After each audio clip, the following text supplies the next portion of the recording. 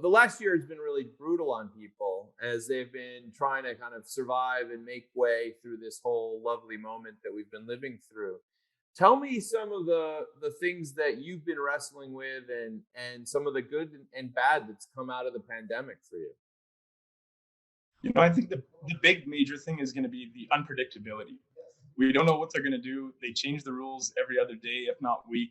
So I think that's been kind of the biggest struggle, is understanding when we're going into lockdown, if it's going to recover and when it's going to recover.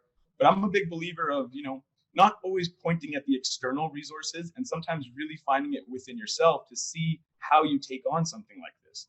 I was talking about emotional control. So when these types of situations happen, like they do, market crashes happen and these other types of external factors, it's really understanding your internal being on how you're able to react to them, how you're able to respond to these types of negativities and adversities, and how you can recover yourself and position yourself the right way with those around you.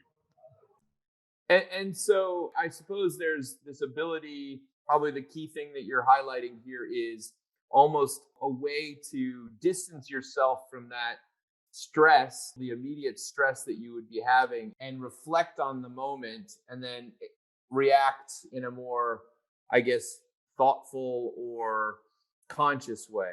Am I understanding correctly or no? Absolutely. And it's just having the right people around you, creating that support system for people, whether it's, being online on a Zoom call like this, or even just, being able to connect with people in a different manner with the real types of communication. Like you mentioned, sometimes, people are just saying, hey, how are you? And that can lead to some great motivation and some positivity. But when are we going to spend a little bit more time truly active listening to see what we can actually help those around us do?